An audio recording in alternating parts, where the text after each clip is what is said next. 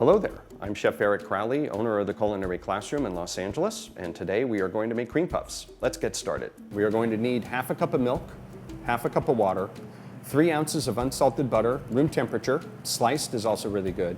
We're also going to need 1 cup of flour, that's all-purpose flour, 1 teaspoon of sugar, and a 1/4 teaspoon of salt. Finally, for the last part of the assembly of the dough, we're going to need anywhere between 4 to 5 eggs. So to start off with the cream puffs, the first thing that we have to make is a very classic dough that the French call pâte choux. We're going to start off with our water and our milk, get them into a pot. We're going to bring them up to a boil with our butter.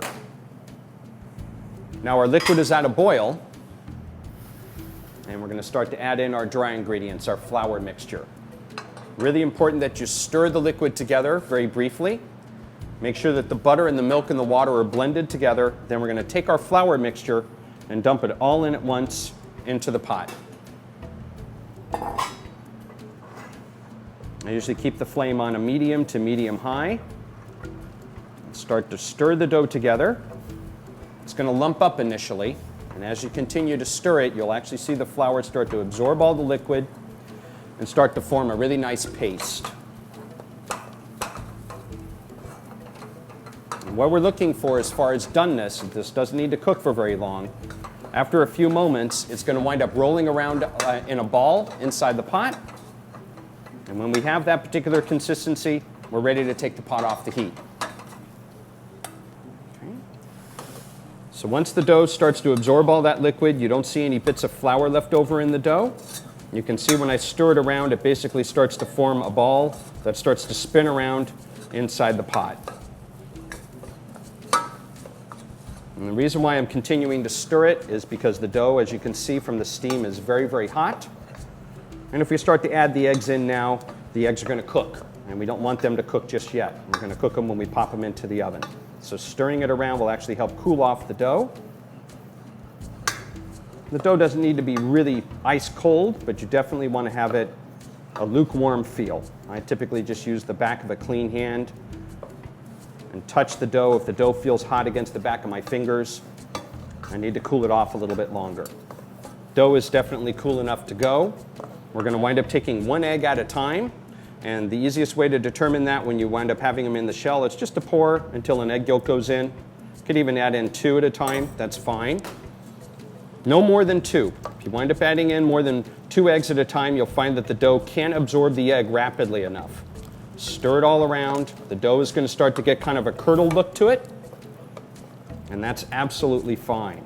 Keep on stirring it. The dough will wind up absorbing the egg, and we're going to start to get a really pasty quality. The more eggs that we add in, the shinier the dough is going to be.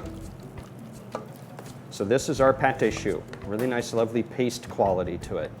Still has a warmth to it, which is really ideal when it comes time to actually making the dough and putting it out into our cream puff shape. As this dough starts to cool off, it's going to start to get really stiff, and it starts to become a little bit more difficult to work with. So now that our dough is prepared, we need to actually get the dough into a pastry bag, which makes it the easiest way to actually get our cream puff shape out. I'm going to squeeze with this hand, and I'm going to guide with this hand.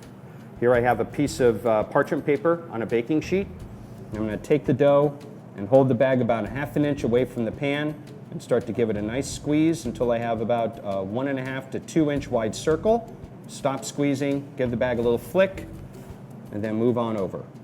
One of the things you'll also see as I'm lifting up the bag is I'm going to have a little top of the dough that sticks up.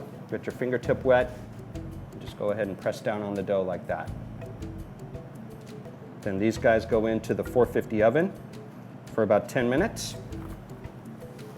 And then we lower the heat to 375 and bake it for about 15 minutes more. They should have a really nice golden brown color to them. You can see that they wind up rising beautifully. There's also going to be a large hole on the inside. To fill our cream puff, we're going to make some creme chantilly, which you can see on another video. We have our shell for our cream puff that we've baked and we've cooled off. I've made a little hole in the bottom with just a little paring knife, just etch a little hole like that.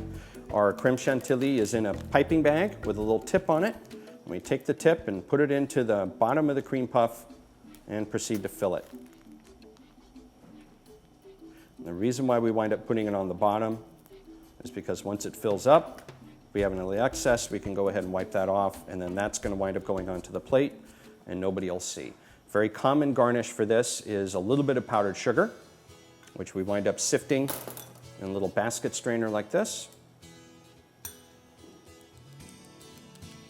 Tap a little bit on the top. And that is our finished cream puff. Thanks for watching. Be sure to click on other links so you can get other recipes. If you don't see something that interests you, email a request to requests@mahalo.com. Also be sure to subscribe so you can get lots of wonderful additional information. Thanks, and I'll see you soon.